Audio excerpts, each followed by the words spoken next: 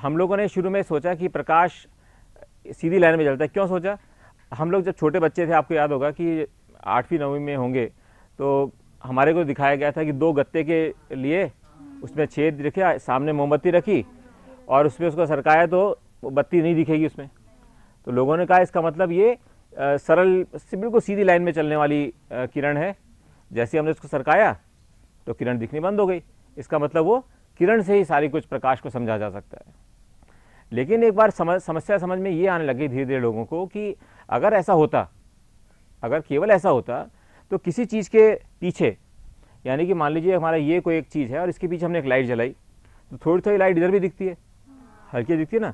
अगर केवल सीधी लाइन में चल रही होती तो कुछ भी नहीं दिखता। अगर इसके पीछे मैं मोमबत्ती जलाता और आगे से बिल्कुल बंद था ये, तो कुछ भी नहीं दिखना चाहिए था। लेकिन जैसे इसके पीछे मोमबत्ती जलाऊंगा, इसके मतलब हाँ ये प्रश्न आया वैज्ञानिकों के मन में कि ऐसा क्यों होता है। जब उनको ये लगा कि ऐसा क्यों हो रहा है, तो उन्होंने सोचा कि इसका कोई ना कोई ऐसा कारण है कि कुछ मुड़ के भी जा रहा है। और मुड़ के कैसे जा सकता है? कोई चीज, कोई भी चीज कब मुड़कर जा सकती है? कब टकरा के तो वापस भी चली जाएगी, अपवर्तन होगी तो पार होके चली जाएगी। लेकिन साइड्स में क्यों चली जाएगी? इसका मतलब यह है कि जो बेसिकली इसका तात्पर्य यह है कहने का, इसमें बच्चे ने सोचने की कोशिश की, अच्छा किया सोचने की। लेकिन इसके अंदर सबसे बड़ी समस्या ये आ रही थी कि अगर ये मान लीजिए बोर्ड था और हमने यहां पर अब ये लाइट इधर भी जा रही है, लाइट इधर भी जा रही है।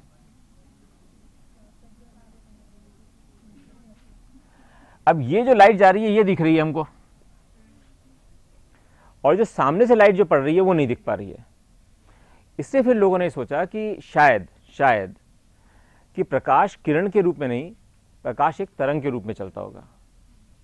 क्यों इन्होंने सोचा? ऐसी बात क्यों दिमाग में आई?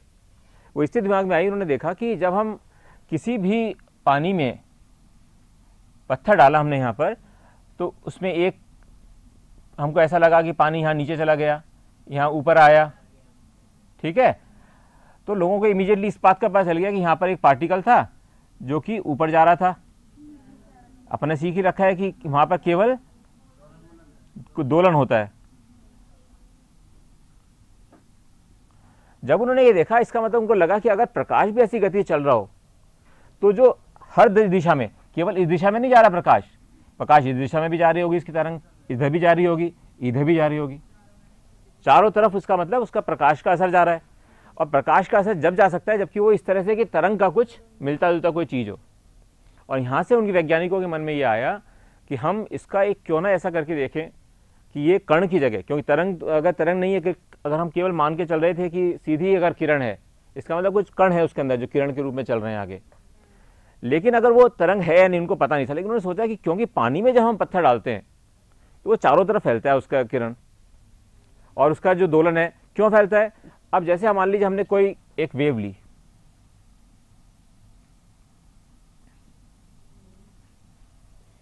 जब ये वाला पॉइंट ऊपर पहुंचा हुआ था, जब ये पॉइंट ऊपर पहुंचा तो यहां पर उसी समय दूसरी जगह ही पॉइंट फैल रहे थे। लेकिन ये केवल हमने एक पॉइंट देखा था यहां पर, इस पर कौन सा बिंदु दोलन कैसे कर रहा है।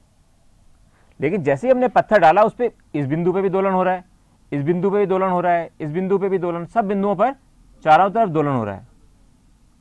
और इस दोलन के कारण ही ये जो हमें जो वेव दिखती है वो पूरी तरह बढ़ती हुई दिखती चली जाती है उसकी शेप।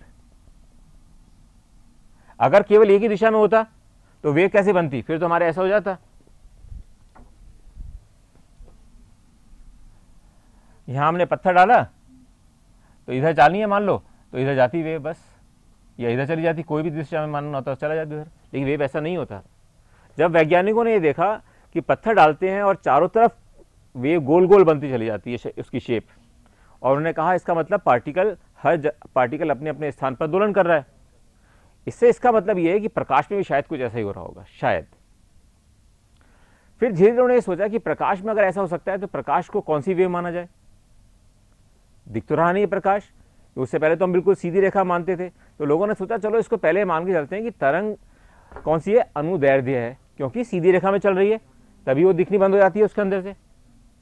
लोगों ने कहा कि इसको सीधी रेखा चल रही होगी है और कोई नहीं हो सकता, इसका मतलब इसको अब हम इसका एनालिसिस करते हैं जैसे कि एक अनुदैर्ध्य तरंग हो।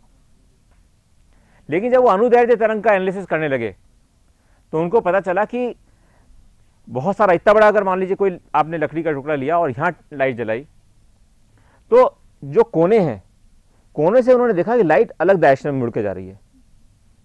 लाइट आई, कोने पे टकराई, इस कोने पे जैसी लाइट आई यहां पर, तो ये लाइट इस दिशा में मुड़ी, ये इससे इस दिशा में मुड़ गई।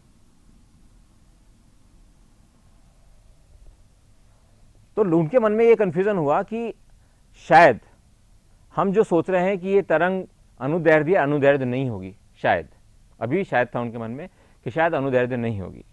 तो उन्होंने सोचा चलो हम इसको करके देखते हैं कि अगर ये अनुप्रस्थ हो। वैसे तो कुछ दिख नहीं रहा था क्योंकि प्रकाश है और ये सब 1685 1687 की बातें हैं, जिस समय उनके पास बहुत कम चीज़ें होती थी वैज्ञानिकों के पास। उस ज़माने में उन्होंने सोचा कि ये जो लाइट की किरण है इसको ये मान के चलते हैं कि ये अनुप्रस्थ तरंग है। हाँ, आपको उस दिन भी याद होगा कि केवल सॉलिड में नहीं होती है। आपको क्या बताया था, डोरी में भी हो सकती है ना, डोरी में भी हो सकती है। और इलेक्ट्रोमैग्नेटिक वेव, उसके लिए तो कोई वातावरण की आवश्यकता भी नहीं होती है। इलेक्ट्रोमैग्नेटिक वेव जो होती है उसके लिए कोई आवश्यकता नहीं होती है। तो वैज्ञानिकों ने यह सोचा कि ये शायद कुछ ऐसा है जैसे कि इलेक्ट्रोमैग्नेटिक वेव हो। अब उनको ये नहीं पता चला कि इलेक्ट्रोमैग्नेटिक वेव क्या होती है, उस समय उनको बिल्कुल आइडिया नहीं था। तो उन्होंने उस चीज़ को तो अलग कर दिया कि ऐसा तो कुछ नहीं हो सकता कि शायद इसके अंदर। फिर उन्होंने सोचने की कोशिश की कि ऐसा भी हो सकता है कि इसके अंदर कण हो, वो चल रहे हो। क्योंकि जब उन्होंने देखा कमरे में, किसी कमरे में अंधेरे की एक बिंदु से लाइट आ रही है तो उसके अंदर कण कण दिखते रहते हैं। तो उन्होंने सोचा कि ये कण आ रहे हैं, इसका मतलब ये तरंग के ऊपर चल के आ रहे हैं। ये तो समझ आ गया उनको कि ये तरंग के ऊपर कोई चल के आ रही है, जबकि ऐसा था नहीं। जबकि वो पार्टिकल तो केवल अपने कमरे में है। और हर, तो आपको ये भी बच्चों ये पता होना चाहिए कि इस कमरे में कोई भी पार्टिकल है वो अपने स्थान पे दोलन कर रहा है। हर जगह, हर पार्टिकल अभी भी इसी जगह, सब जगह दोलन कर रहा है। और इसका क्या क्या प्रूफ होता है अपने पास? नहीं, और सोचो। जो हम चीज रोज यूज करते हैं, अगर हम अपने एक किसी भी रुई के ऊपर अगर परफ्यूम लगा के यहां रख दें, वो उस कमरे तक भी, आपको वहां के कोने तक भी खुशबू आएगी, है ना। ये कैसे हो सकता है? ये जो कण यहाँ पे दोलन कर रहा है वो क्या करेगा, अपने जो खुशबू के उसके, हाँ, पास वाले को देगा, पास वाला दोलन कर रहा है, फिर वो दोलन कर रहा है। इस प्रकार कंटिन्यूटी में दोलन करते करते करते करते इसे थोड़ी देर बाद वहां पर वो सुगंध पहुंचेगी। तो लोगों ने ये हिसाब लगाया कि हम इसको हम देखते हैं कि ये अनुप्रस्थ तरंग है। अनुप्रस्थ तरंग जैसे इसका एनालिसिस करने की कोशिश करते हैं। और अगर इससे हमारे को पता जाए कि जैसा तरंग से जैसा कि हम किरण से मान के चल रहे थे, अगर इसके अंदर भी वैसे हमको दिखने लग जाए गुण, तो हम ये मान लेंगे शायद ये अनुप्रस्थ तरंग है। ठीक है ना। अब हमने देखा, अभी तक बिल्कुल उनको पता नहीं था कि ऐसा कुछ हो रहा है या नहीं हो रहा।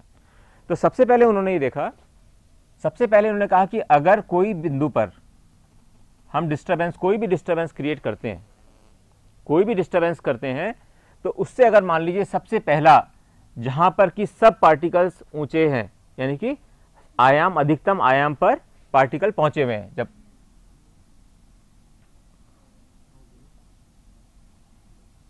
सारे पार्टिकल अधिकतम उस पर पहुंचे, जब भी तो आपको ऊंची दिखती है। यूं हमने देखा था, सीखा था हम लोगों ने कि ये जो होती एक जगह हिलती नहीं है, लेकिन उस जगह ऊपर पार्टिकल ऊपर नीचे चले जाते हैं। तो उन्होंने ये देखा कि इसके चारों ओर एक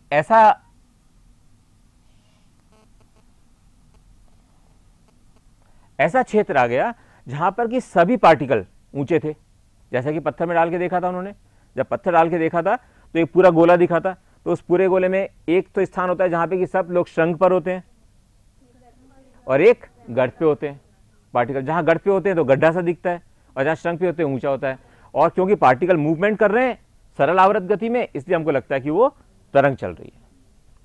तो उन्होंने कहा कि अगर ऐसा कोई स्रोत है, प्रकाश का स्रोत, और उसके साथ भी अगर ऐसा ही हो रहा हो, अगर इसके साथ भी ऐसा ही हो रहा हो जैसा कि पानी के अंदर अनुप्रस्थ तरंगों का हो रहा है, तब हम कह सकते हैं कि शायद यह अनुप्रस्थ तरंग है।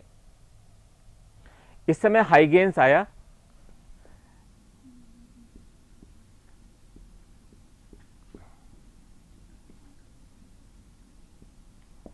ये प्रकाश के लिए सबसे बड़ा वैज्ञानिक था। जितने भी प्रकाश के अंदर बाद में जितनी भी खोजें हुई, जितनी भी थ्योरीज आई, वो सब इसके ही आधार पर चली हुई हैं। तो उसने कहा कि चूंकि यहां इस बिंदु से बहुत सारे हमने देखा तो एक पूरी श्रृंग बन गया, इसका मतलब यहां का जो पार्टिकल था, यहां पे जो दोलन कर रहा है, ये पार्टिकल जो दोलन कर रहा है, ये पार्टिकल मान लीजिए यहां पर है, तो ये भी तो अपने चारों तरफ एक तरंग बनाएगा। समझे इस बात को या नहीं? नहीं। अगर उसने इस पार्टिकल पे, केवल एक पार्टिकल पे हमने डिस्टर्बेंस किया, अगर ये यहां आप लोगों ने पेन को डाला तो इसने एक डिस्टर्बेंस क्रिएट किया और ये श्रृंग बन गया। यहां पर श्रृंग बनने का मतलब क्या हुआ? यहां पर पार्टिकल दोलन कर रहे हैं। जब इस जगह पे पार्टिकल दोलन कर रहे हैं, इसके दोलन करने से तो ये अपने को दिखा, लेकिन जब ये पार्टिकल यहां दोलन कर रहा है तो ये भी सब दिशाओं में तो करेगा इसका असर, ये एक ही दिशा में थोड़ी करेगा। इसका मतलब ये अपने यहां पर एक गोला बनाने की कोशिश करेगा।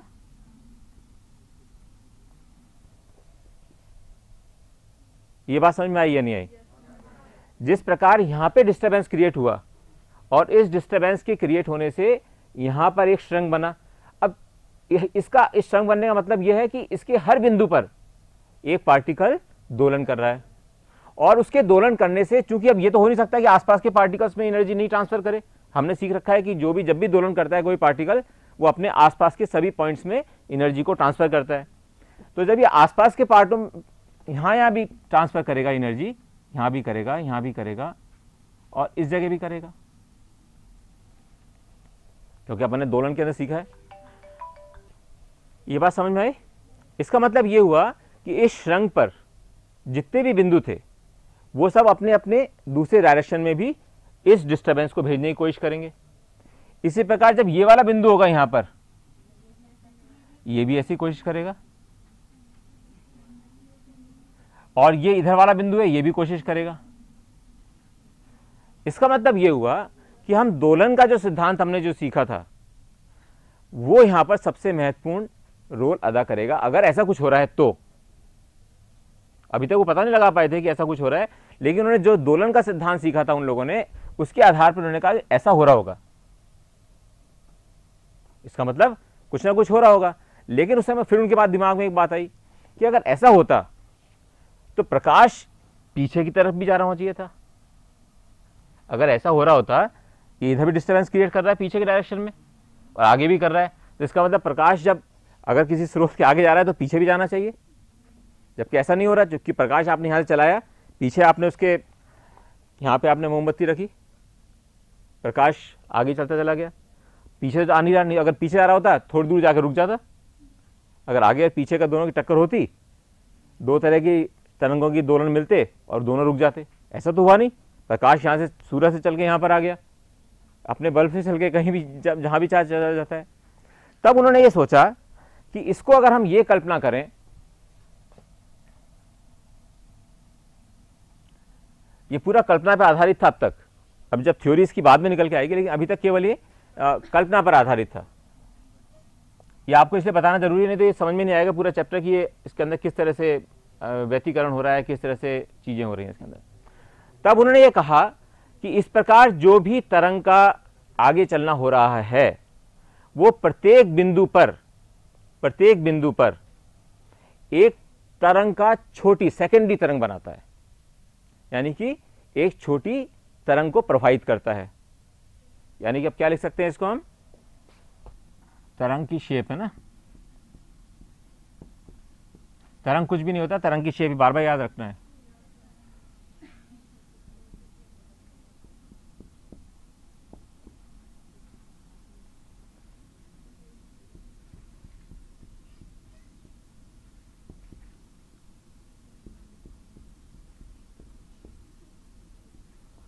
सेकेंडरी को क्या कहते हैं हिंदी में?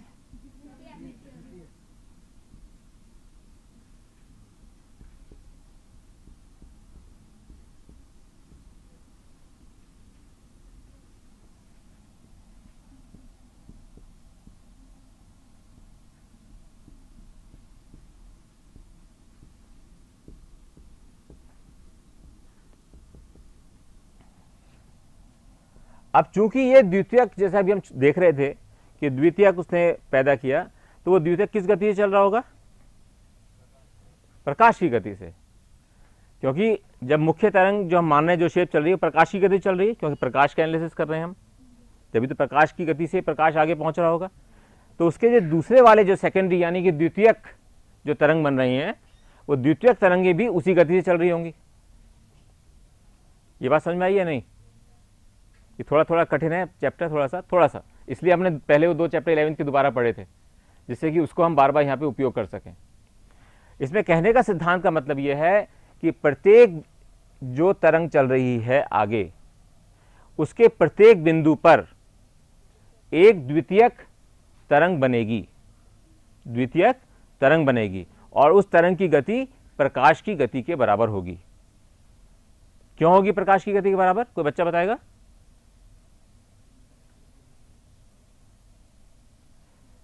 जो द्वितीयक तरंग होगी वो प्रकाश की गति से क्यों चलेगी? याद करिए, हम लोगों ने दोलन में क्या पढ़ा था?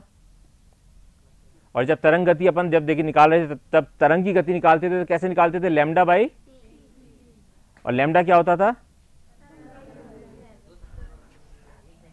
हाँ, अपन ये कहते थे कि v is equal to nu lambda. आवृत्ति अगर समान है तो क्या होगा? और लैम्डा भी समान है, तो इसलिए v समान रहेगा। v क्यों समान रहेगा? इसलिए v जो वही रहेगा जो कि प्रकाश की गति है, यानी कि जो द्वितीयक यहां से चल रहे हैं वही प्रकाश ही तो है, वो प्रकाश का ही एक रूप है जो कि आगे चल रहा है।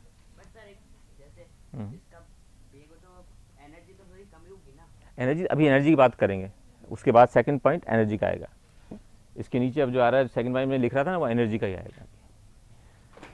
पहले तो हम ये समझ लें कि वो हो क्या रहा है, क्योंकि अगर ये समझ में नहीं आया तो आगे सारा समझेंगे सब बेकार होगा। अगर नहीं आया तो मैं इसको दूसरे तीसरे तरीके से समझा सकता हूं, अगर आप बोलो। चलो एक और, अब इसको अपन लेके चलते हैं। मान लीजिए एक बड़ा, इसको बहुत व्रत का बड़ा हिस्सा ले लेते हैं, व्रत का एक बड़ा हिस्सा लिया। अब हमने कहा कि यहां पर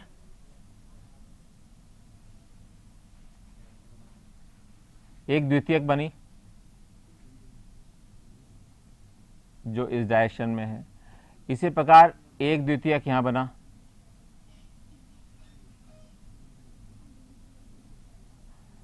एक द्वितीयक यहां बना,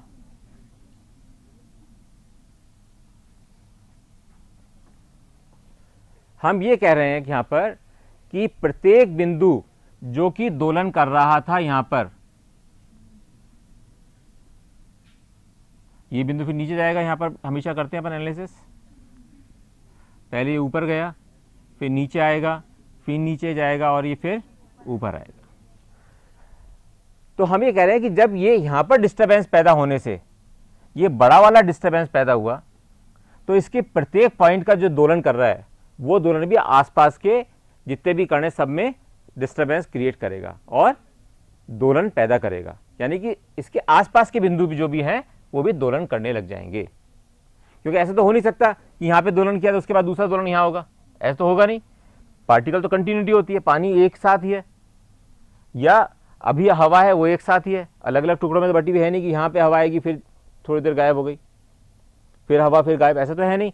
इसका मतलब ये हुआ कि प्रत्येक पार्टिकल जो यहां पर है, इस पॉइंट पर है, इस पॉइंट पर है, इस पॉइंट पर है, वो अपनी ऊर्जा को आसपास के जितने भी कण हैं उनको दे रहा है, जितने भी आसपास के कण हैं उनको ऊर्जा दे रहा है।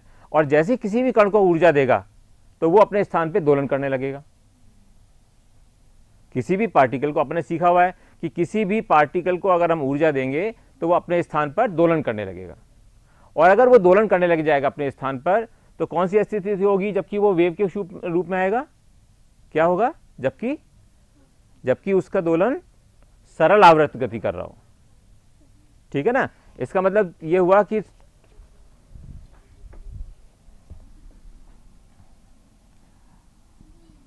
प्रत्येक बिंदु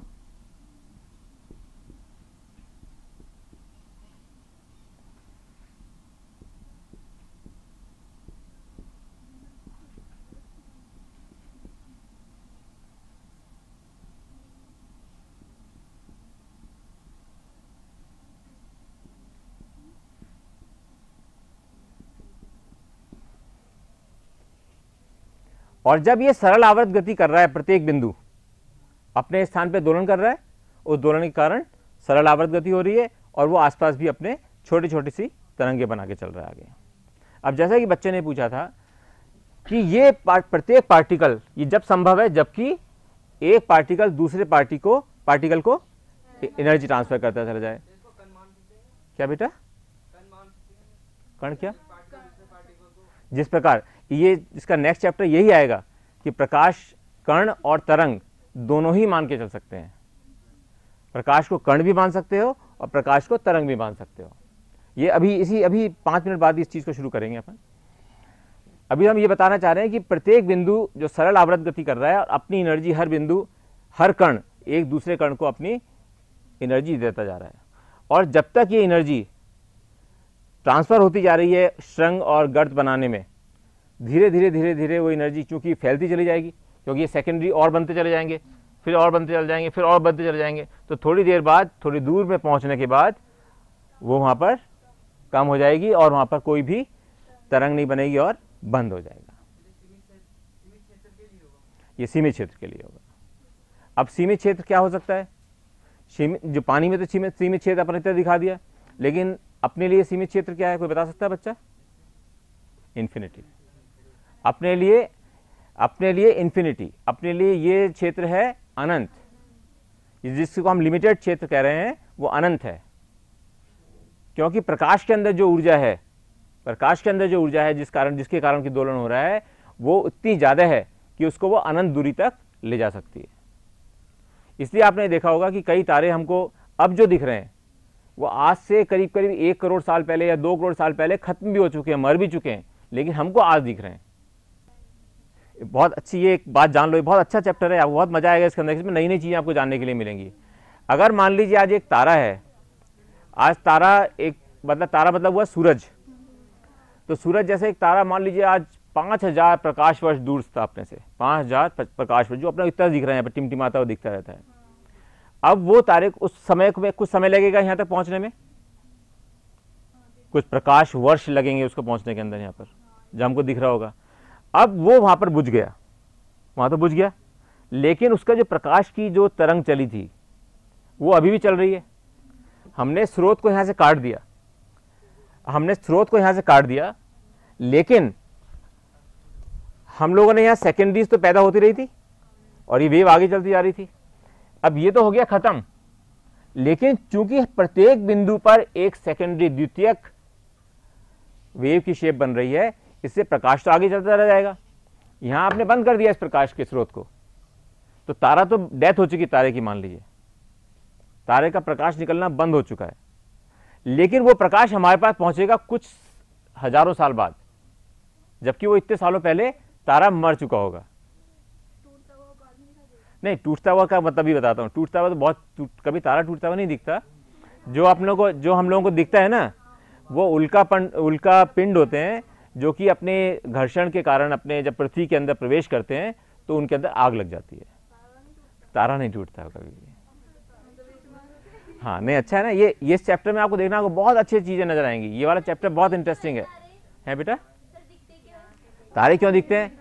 किसी भी के, ये बहुत एक बार अच्छा क्वेश्चन पूछा इसने कि तारे क्यों दिखते हैं। कोई भी चीज कब दिखती है? 2 कारण हो सकते हैं, दोनों बताओ। 2 कारण से कोई भी चीज क्यों दिखती है हमें क्यों दिख रही है? हमें ये वाली चीज, हमें आज ये डस्टर क्यों दिख रहा है?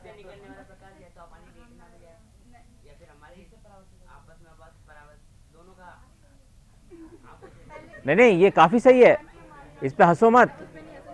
हाँ, क्योंकि इस बच्चे ने जो बताने की कोशिश की है, काफी कुछ सही बताने की कोशिश की है। 2 चीजों के कारण दिख सकती है। या तो हम इस पे एक टॉर्च से इस पे प्रकाश डाल रहे हो, आप वहां बैठे हैं, पूरा कमरा अंधेरा है, और फिर मैंने एक टॉर्च से इस पे प्रकाश डाला तो ये दिखेगा। इसी के कारण मंगल ग्रह, ये जो हमारे आसपास के ग्रह हैं, चंद्रमा हुआ, वो सूर्य का प्रकाश जो उसके ऊपर आ रहा है उसके कारण हमको दिख रहा है। एक तो कारण वो हो सकती है हमने टॉर्च से एक लाइट जलाई और वो हमको दिखने लग गया। और दूसरा क्या कारण हो सकता है? ये खुद ही लाइट पैदा कर रहा हो, यानी खुद ही टॉर्च हो। तो अगर खुद ही टॉर्च मेरे हाथ में तो वो आपको दिखेगी। तो इसका, हाँ, लाइट दिखेगी ना, टॉर्च की कोई मतलब ही नहीं है यहाँ पे। तो हमको जो दिख रहा है, हमको वहां पे क्या दिख रहा है, एक चम करती हुई टिमटिमाती हुई चीज दिख रही है। हमको पता नहीं है अभी तक, समाज हमारे कोई भी वैज्ञानिक नहीं ढूंढ पाए हैं कि अभी तक क्या होगा वहां पर अल्टीमेटली, ये कोई नहीं ढूंढ पाया। लेकिन अभी हम ये इसका अंदाज यहाँ पे बैठ के लगा सकते हैं कि उसकी जो प्रकाश जो आ रहा है वो प्रकाश दो कारण से हो सकता है, या तो खुद कर रहा हो, खुद कब कर सकता है, जबकि सूरज क्यों प्रकाश करता है, सूरज क्यों प्रकाश करता है, नहीं एनर्जी नहीं, क्या कर क्या रहा है वहां पे, क्या हो रहा है, हाँ हाँ यस बोलो, आगे बोलो, ठीक है बिल्कुल ठीक है, और बोलो, सही है, बिल्कुल बिल्कुल सोच सही है। मतलब मैं बहुत खुश हूं इस बात से कि आप जो सोच रहे हो बिल्कुल सही दिशा में सोच रहे हो। इसका मतलब ये हुआ कि वहां ऐसी कोई ना कोई क्रिया हो रही है उसमें जिसमें कि इतनी एनर्जी निकल रही है कि वो एनर्जी प्रकाश की एनर्जी में कन्वर्ट हो रही है, प्रकाश की एनर्जी में हो रही है, और बहुत बड़े तूफान मच रहे हैं वहां पर। अगर सूरज की हम बहुत पास से स्टडी करें कभी, तो आपको पता चलेगा कि सूरज के अंदर हर समय ऐसे तूफान है जिनमें कि हजारों हजारों किलोमीटर ऊंचे की तरंग उठती रहती हैं कंटिन्यूअसली। क्योंकि जैसे ही किसी की पार्टिकल का दोलन शुरू होगा तो वो दोलन जैसे जैसे बढ़ता जाएगा उसके अंदर एनर्जी ज्यादा होगी, तो वो पूरे शेप जो बनेगी हमारी, वो इतनी बड़ी वेव बनेगी जिसको हम पूरे हमारे पृथ्वी ग्रह है उसके अंदर कितने समा जाए उसके अंदर। ब्लैक होल नहीं, ब्लैक होल दूसरी होती है बेटा। ब्लैक होल का मतलब ये होता है, ये भी समझ लो, पूछ लिया कोई बात नहीं, ये चैप्टर अच्छा है, बहुत मजेदार चीज आपको दिखाएगा। ब्लैक होल क्या होता है कि कोई भी तारा है, अब कोई भी तारे के अंदर बहुत बड़ा गुरुत्वाकर्षण होता है और छोटे छोटे ग्रह उसके आसपास घूम रहे हैं, अंतरिक्ष में हजारों लाखों ग्रह घूम रहे हैं। तो जो ग्रह जिसका कि गुरुत्वाकर्षण फोर्स इतना नहीं हो पाएगा कि वो उसको रेजिस्ट कर सके, तो वो उसके अंदर मिल जाएगा जाके। इस प्रकार अनेकों हजारों ग्रह एक बड़े ग्रह के अंदर मिलते चले जाते हैं, और वो इतना भारी हो जाता है, वो इतना भारी हो जाता है कि जो प्रकाश की जो किरण है वो भी उससे बाहर नहीं निकल पाती, उसको भी अट्रैक्ट करके अपने अंदर खींचे रखता है।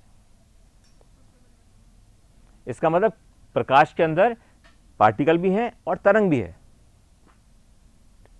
तो वो क्या, उसको हम ब्लैक होल कहते हैं। वो इतना बड़ा तारा होता है, इतना भारी तारा हो जाता है कि वो प्रकाश तक को भी अपने अंदर से बाहर नहीं जाने देता, यानी कि जो वेव की शेप बननी चाहिए उसको बनने नहीं देता। इसका मतलब वो जो पार्टिकल्स जो दोलन कर रहे हैं उनको वो दोलन नहीं करने देता अपने से बाहर, वो केवल गुरुत्वाकर्षण शक्ति से जो भी चीज उसके पास आ रही है उसको अपने अंदर एब्जॉर्ब करता चला जाता है, उसे कहते हैं ब्लैक होल। ठीक है, बताओ, आप खुद बताओ। नहीं, इसको बच्चे ने क्वेश्चन पूछा, इसको ऐसा नहीं, इसको ये नहीं माने कि इसका ये कर, बिकॉज आप में से आधे जनों को नहीं पता होगा इसका उत्तर। ये बताओ कि अब जब तारे हैं और वो चमक रहे हैं, और बहुत से तारे ऐसे हैं जो कि खुद का स्रोत है 99%, खुद 1% ही तो है ब्लैक होल जो बन गए होंगे, बाकी तो सबके अंदर ऊर्जा पैदा हो रही है और जिसके कारण कि हमको दिख रहे हैं। तो ऐसा क्यों होता है कि वो दिन में नहीं दिख पाते, जबकि जबकि जबकि जबकि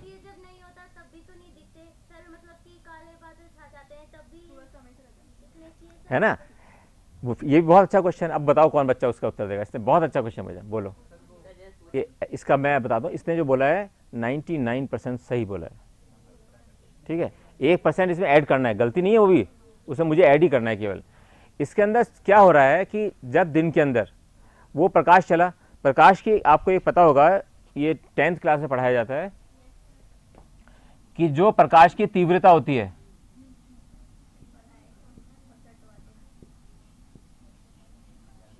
जो प्रकाश की तीव्रता होती है वो किसके बराबर होती है, किसके प्रोपोर्शन होती है, पहले बताओ।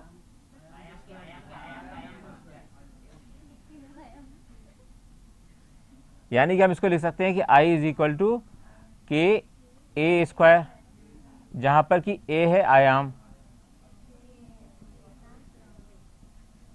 इसका मतलब हमारे पास जो किरण वही पहुंच दिखेगी हमको जिसका आयाम उस इंटेंसिटी का हो जिसको को हमारी आंखें देख सकें।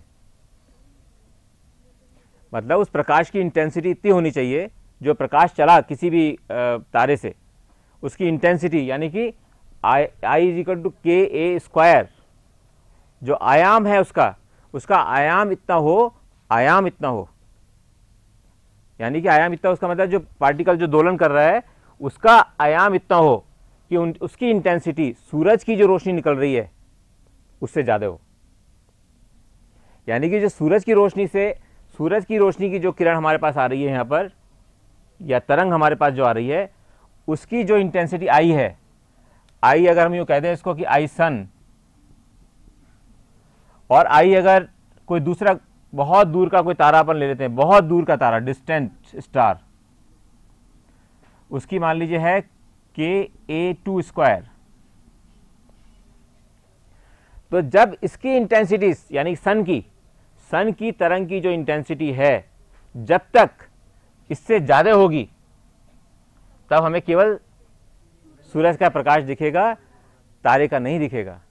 लेकिन जब रात क्यों होती है? रात अपने सूरज चांद से थोड़ी हो रही है रात क्यों हो रही है? हाँ, पृथ्वी का वो घूम रहा है। हाँ, इसका मतलब ये हुआ कि जब रात हो गई तो हमें सूर्य की जो इंटेंसिटी आ रही थी वो तो बहुत कम हो गई, और वो तारा जो दूर बहुत हल्की रोशनी में दिख रहा है अपने को यहाँ से, उसकी इंटेंसिटी उस सूरज की इंटेंसिटी से बहुत कम हो गई, ज़्यादा हो गई, तो हमको वो देखने लग गया रात को। इसलिए रात को दिखते हैं तारे, दिन में नहीं दिखते। ठीक है बेटा, बोलो। ना अंधेरा नहीं होता, वो अंधेरा नहीं होता। देखो, मौसम खराब होने का क्या मतलब होता है? अगर बादल छा गए तो बादल कितनी दूरी पे होते हैं पृथ्वी से? अधिकतम 1 किलोमीटर से और 3 किलोमीटर के बीच में। ठीक है, जब हवाई जहाज में जाते हो तो आप जब 9 किलोमीटर होता है तो वो आपके नीचे दिखते हैं सारे के सारे। ठीक है ना, सारे बादल नीचे दिखते हैं। इसका मतलब पृथ्वी पे प्रकाश आने की कमी नहीं हुई है, पृथ्वी पे तो प्रकाश आ ही रहा है, लेकिन क्या हुआ है, उसके अंदर बादल छा गए। अगर बादल नहीं होते और फिर सूरज का प्रकाश कम हो जाता तो हमको तारे दिख जाते दिन में भी। अगर सूरज का प्रकाश नहीं आ पाता उस समय, यानी कि अगर सूरज मान लो पता चला कि अचानक से वो कुछ गड़बड़ हो गया, उसके अंदर बंद हो गया, तो उसके अपने तक आने में टाइम लगेगा कुछ। अपने तो रोशनी रहेगी बहुत देर तक, सूरज बंद हो चुका होगा, लेकिन अपने पास रोशनी पहुंचने में टाइम लगेगा, तो हमें तो रोशनी दिख रही होगी। बेटा इसको समझ लो इस बात को, क्योंकि ये बाद में मन में जो जिज्ञासाएं रह जाती हैं, ऑल्दो इस चैप्टर से डायरेक्ट संबंध नहीं है, लेकिन इस चीज़ को समझने के लिए आवश्यक है जो आप क्वेश्चन पूछ रहे हो। जो प्रश्न आप पूछ रहे हो बहुत अच्छे प्रश्न है, ये हमने समझ लेना चाहिए इसका, कि जब प्रकाश अगर सूरज वहाँ से आ रहा है, सूरज से प्रकाश आ रहा है, और अगर बादल नहीं होते तो आता ही हुआ था। इसका मतलब सूरज से प्रकाश आ रहा है उस समय दिन में, और एक तारे से भी आ रहा है, और तारे की इंटेंसिटी कम है, आई कम है, सूरज का आई ज़्यादा है। ठीक है, इसलिए हमको जब तक कि ऐसी स्थिति नहीं हो कि उसका सूरज का प्रकाश ही नहीं आए, प्रकाश नहीं आए कब आएगा? जबकि पृथ्वी घूमती हुई हम लोग उधर चले जाएं, तो हमारे पास प्रकाश आना बंद हो जाएगा उसका, तब हमारे को तारे वो दिखने शुरू हो जाएंगे। इसलिए तारे भी हमेशा हमको वही तारे नहीं दिखते हैं, चेंज होते रहते। क्यों? क्योंकि पृथ्वी दोनों चीज साथ साथ कर रही है ना। पृथ्वी अगर ये सन है और यहां से पृथ्वी जा रही है, तो पृथ्वी एक बार तो यहां जा रही है और अपने अक्ष पे भी घूम रही है। ठीक है ना, तो दोनों चीजें हो रही हैं इसकी। तो इसलिए हमारे को ये चीज पता होनी चाहिए कि ये सब चीजें देखने के बाद वैज्ञानिकों ने पता लगा लिया कि जो प्रकाश है वो तरंग जैसा भी चल रहा होगा।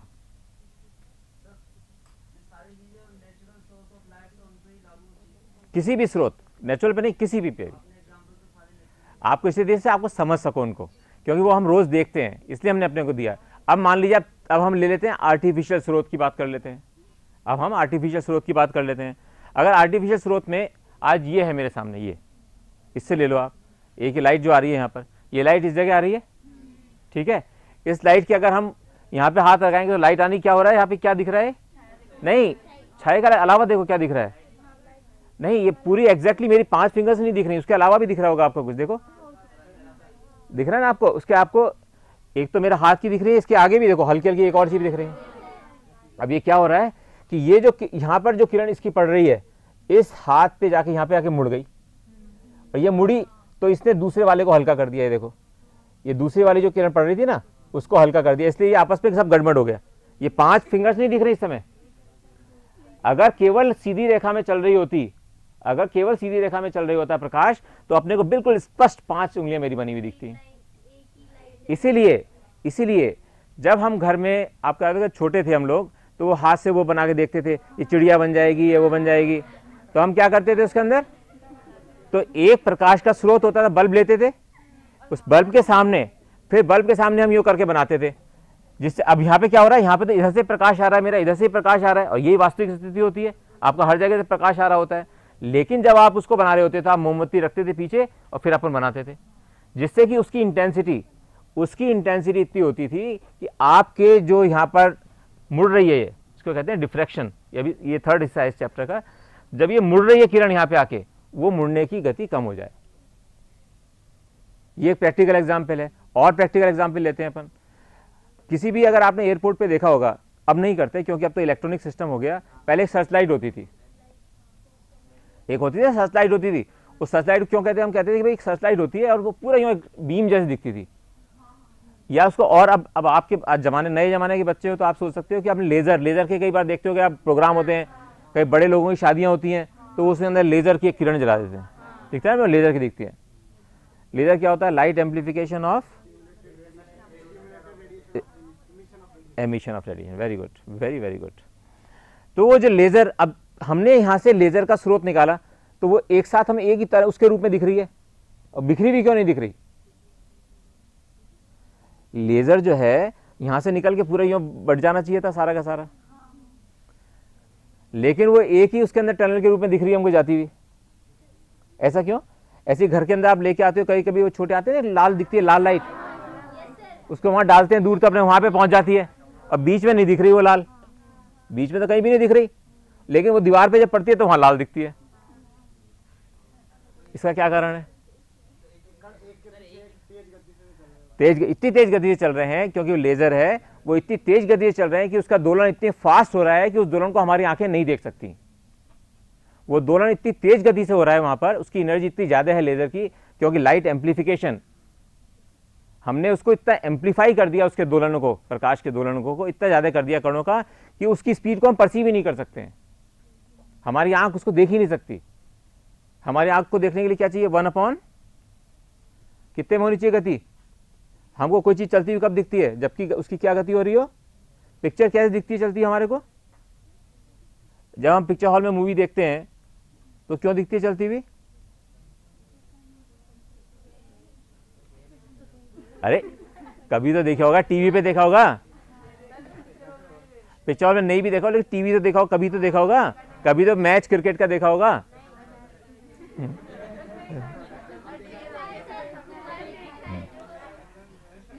तो इन सब बातों का जो मैं आपसे कह रहा हूं, उसका केवल एक ही तात्पर्य है, ये बताना चाहता हूं आपको कि लाइट जो किरण के रूप में हम पढ़ रहे थे, वो ये सब बातों का खुलासा नहीं कर सकती थी, वो इन सब बातों का खुलासा नहीं कर सकती थी। इसलिए हमको प्रकाश एक तरंग के रूप में पढ़ना शुरू करना पड़ा। अब इसका एक छोटा सा उदाहरण लेके चलते हैं कि अगर मान लीजिए इसका अपवर्तन देखें, अपवर्तन देखें तो कैसे अपवर्तन होगा? अगर ये तरंग होगी तो अपवर्तन कैसे होगा? अगर ये तरंग है तो इसका अपवर्तन कैसे होगा? और अगर अपवर्तन होके भी अगर ऐसी जाती रही तरंग की, तो फिर अपने को दिखेगा कैसे? तो फिर इसका मतलब हमारा जो अपवर्तन का सिद्धांत है वो तो गलत सिद्ध हो जाएगा, है ना? फिर तो गलत सिद्ध हो जाना चाहिए। इसलिए वैज्ञानिकों ने दो सिद्धांत प्रतिपादित किए। वो क्या सिद्धांत प्रतिपादित किए?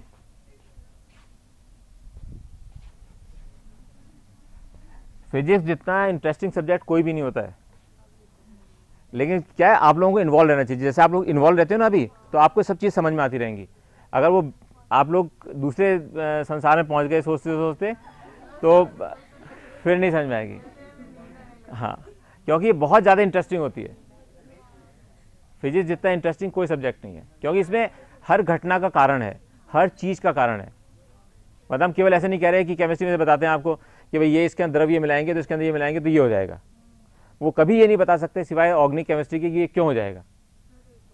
उसको बताने में बहुत ज़्यादा मेहनत करनी पड़ेगी। यहाँ फिजिक्स सबसे सरल होती है, इसमें कुछ नहीं मेहनत करनी पड़ती, आपको फटाफट बदल जाता है। इसका कारण ये है। और अगर हम ये कारण बदल गया, इसलिए हम कहते हैं कि फिजिक्स के अंदर नंबर अगर अच्छे आ जाएं तो आप सारे लोगों से आगे होगे कंपटीशन में। हाँ बोलो, पूछो, जो भी मन में आए पूछो।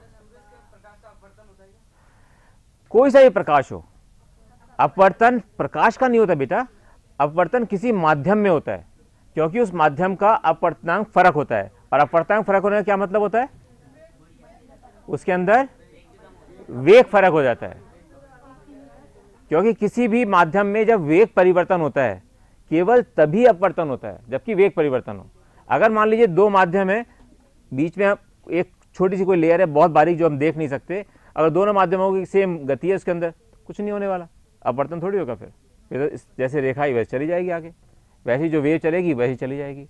तो इस वेव को अब कैसे स्टडी करें, इस चीज को सीख लेते हैं आज।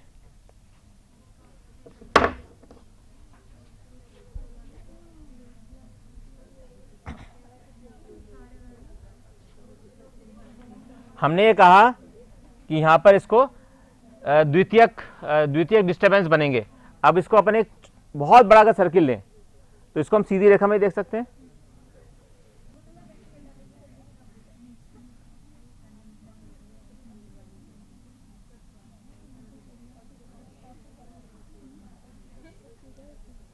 ठीक है, ये क्या है, इस बड़े वाले गोले का एक छोटा सा हिस्सा, मतलब गोला इतना बड़ा है जिसका छोटा सा हिस्सा देख रहे हैं तो वो सीधा दिखेगा अपने को एक लाइन में। ये अपन बार बार पढ़ चुके हैं, हर चैप्टर में हर क्षण पे पढ़ा हमने कि यदि बड़ा हो जाएगा तो ये उसका हिस्सा है सर्किल का।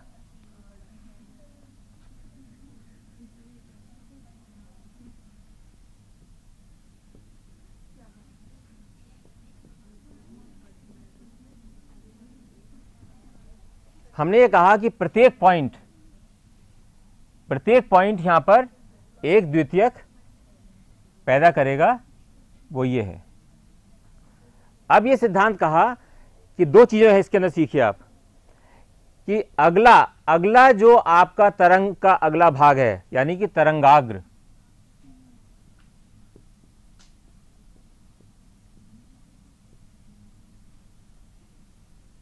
तरंगाग्र क्या मतलब, जो तरंग चल रही है उसका जो हमको दिख रहा है आगे वाला हिस्सा, यानी कि इसको हम यहां से देखें अगर ऊपर से तो इस जगह जो तरंग चल रही थी वहां वाला हिस्सा, इसको हमने काफी बड़ा करके हमको दिखा रहे हैं। जो तरंग का अग्रभाग होता है, जैसे तरंग आगे बढ़ती चली जा रही है, तरंग तो कुछ होती नहीं है, जो उसकी शेप आगे बढ़ती हुई दिख रही है आपको,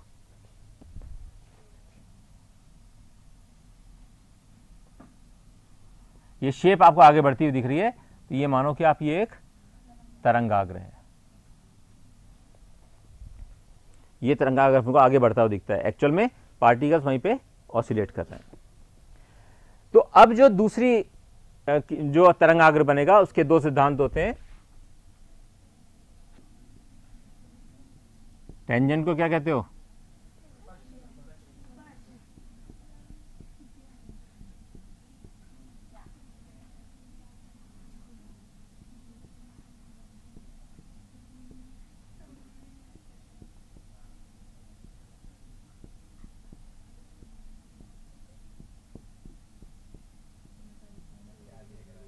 इसका मतलब ये हुआ कि जब वेव यहां पर थी और इसने जब डिस्टरबेंस अलग अलग पॉइंटों ने यहां पे डिस्टरबेंस किए, तो अगर हम इस पे सबको ऊपर एक टेंजेंट छूते हुए निकालें, अगर ये यहां पे इसका रेडियस है, यहां इसका रेडियस है और इसका रेडियस ये है, तो इस पे अगर हम एक सब रेडियस को मिलाते चले सारे स्पर्शज्याओं को, तो ये नया तरंगाग्र प्राप्त होता है।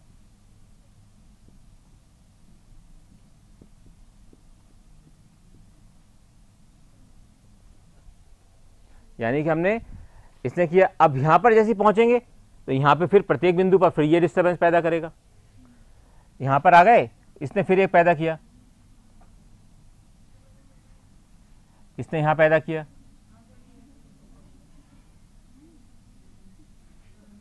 तो फिर तरंग आगे चलेगी।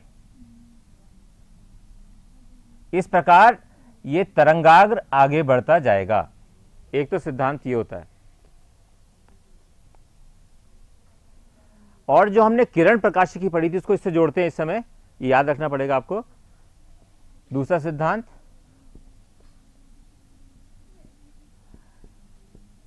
तरंगाग्र के लंबवत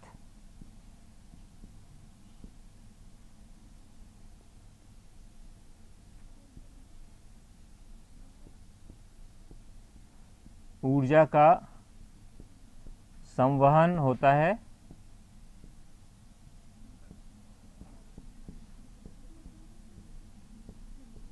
अर्थात प्रकाश की किरण, ध्यान रखो, प्रकाश की किरण तरंगाग्र के लंबवत होती है।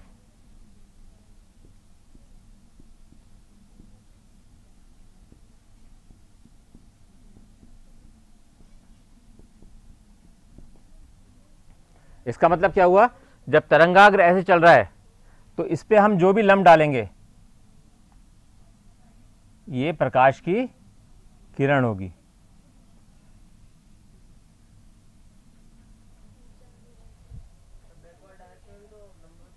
हाँ, अब बैकवर्ड डायरेक्शन में क्यों नहीं हुआ, बैकवर्ड डायरेक्शन में क्यों नहीं हुआ, दैट्स राइट। अब ये प्रश्न का उत्तर हाइजीन का थर्ड प्रिंसिपल है वो। ये दो प्रिंसिपल तो ये दोनों हाइगेंस के दो सिद्धांत कहलाते हैं। और तीसरा सिद्धांत ये बताता है कि ये बिल्कुल बच्चे ने सही पूछा कि ये जब सर्किल बन रहा है तो ये पीछे भी तो बना रहा है, पीछे भी तो पार्टिकल्स का दोलन हो रहा है, तो प्रकाश का तरंगाग्र पीछे क्यों नहीं चल रहा? कोई बच्चा बता सकता है?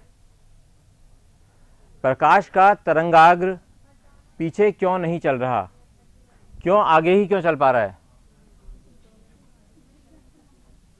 सोचो, इस चित्र को देख के पता चल जाएगा आपको कि तरंगाग्र आगे ही क्यों चल रहा है, पीछे क्यों नहीं चल रहा।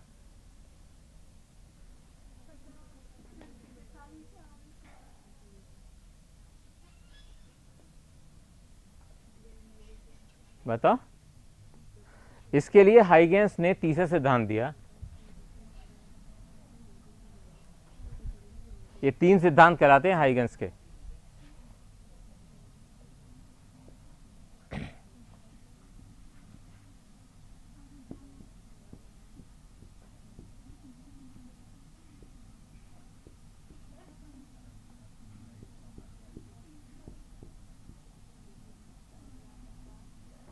तरंगाग्र का आयाम का मतलब उस पर जो पार्टिकल ऑसिलेट कर रहे हैं, यानी दोलन कर रहे हैं, उनका आयाम 1 प्लस कॉस थीटा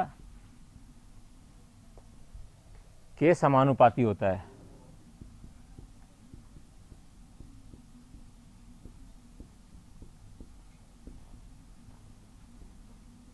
अब ये थीटा क्या है?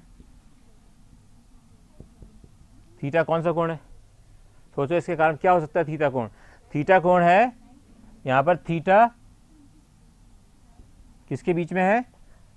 जो कि किरण चल रही है वो, और तरंग के दिशा के, तरंग की दिशा और किरण,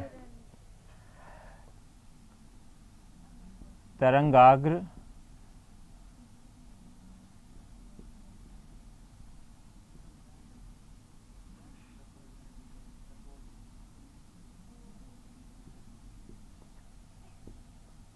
तरंगाग्र की दिशा व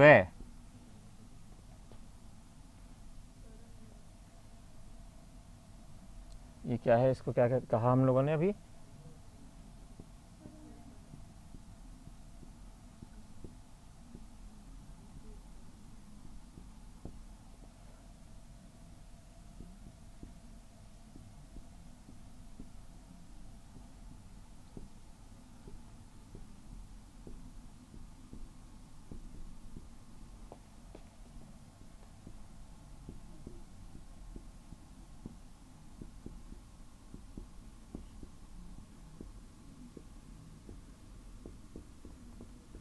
अब देखो यहाँ पे कौन सा कोण है, इतना बड़ा लिखने से छोटा सी बात यह है कि तरंग इस दिशा में चल रही है, तरंग इस दिशा में चल रही है, और जो प्रकाश की किरण है वो इस दिशा में चल रही है। इन दोनों के बीच का जो कोण है वो थीटा है, सिंपल। प्रकाश की किरण ये चल रही है और तरंग इस डायरेक्शन में चल रही है, इन दोनों के बीच का कोण, ठीक है। तो आगे वाली दिशा में क्या होगा इसका कोण का?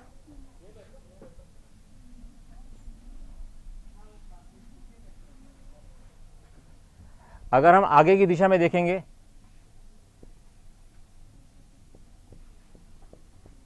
कितना होगा थीटा, बताओ? दोनों देखें, पीछे और आगे दोनों में देखते हैं ना भी। आगे की दिशा में क्या होगा, ये वाली एक तो ये है, और तरंग भी इस गति में, इस दिशा में जा रही है, तरंगाग्र भी, ये ध्यान से देख लेना, तरंगाग्र इस दिशा में जा रहा है और किरण इस दिशा में जा रही है। इन दोनों के बीच में कितना कोण हुआ, थीटा इज इक्वल टू 0। तो यहां पर थीटा क्या होगा, 0 होगा। तो अपने वो क्वांटिटी 1 प्लस कॉस थीटा को क्या लिख सकते हैं, 1 plus cos theta is equal to 1 plus cos 0 is equal to, यानी कि दुगनी हो गई। और अगर हम इसको पीछे की दिशा में देखें तो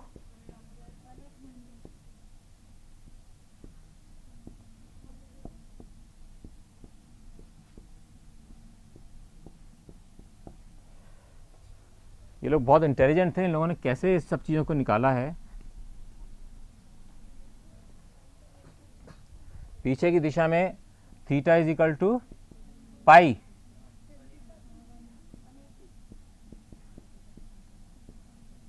क्यों, ये तरंग इस दिशा में चल रही है। अगर हम ये माने कि तरंगाग्र इस दिशा में भी चल रहा था, अब हम यो कहना चाह रहे हैं यहां पर, यहां देखो, यहां हम कह रहे हैं कि तरंगाग्र तो इधर चल रहा है, ये तो तरंगाग्र है। अब हमने कहा पीछे भी चल रहा है,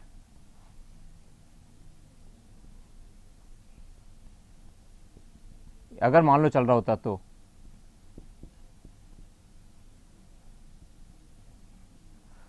और किरण किस दिशा में चल रही है,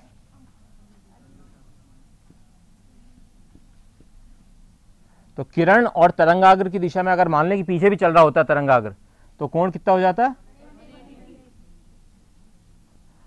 तो 1 प्लस कॉस थीटा क्या होता, 1 upon cos pi is equal to 1 minus. इसलिए बेटा ये कभी भी पीछे की दिशा में नहीं चलता है, इसलिए तरंगाग्र केवल आगे की दिशा में चलता है। ये अपनी किताबों में नहीं है, लेकिन लिख लेना चाहिए, क्योंकि आपको कहीं मिलेगा नहीं कि एनसीईआरटी और एनसीईआरटी आप जो भी ढूंढेंगे उनमें नहीं मिलेंगी सब चीज़ें। ये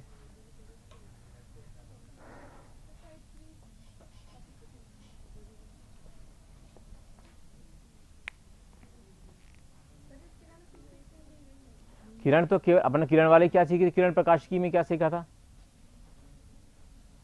अब उसी को तो हम उसमें गलत प्रूव कर रहे हैं धीरे धीरे, कि फिर जब नेक्स्ट चैप्टर आएगा उसमें हम कहेंगे कि यस ये किरण के रूप में भी चलती है, मतलब कण के रूप में भी होती है और तरंग के रूप में भी होती है, वो एक नेक्स्ट चैप्टर आएगा। मतलब ये इन्होंने कोशिश करी है इस समय कि ये किरण जो आप पढ़ रहे थे, हम वही की वही चीज़ें हम तरंग के रूप में भी समझा सकते हैं। यानी कि अगर आप अपवर्तन को ये समझा दें इस वाली थ्योरी से, अगर हम तरंग का, किसी भी किरण का परावर्तन हमने पढ़ा है, किसी भी किरण का हमने अपवर्तन पढ़ा है, अगर किरण का अपवर्तन तरंग के इस कंसेप्ट को लेके हम समझा सकें और वही आंसर आ जाए दोनों में, इसका मतलब तरंग भी सही है। ठीक है, ये अपन कल देखेंगे।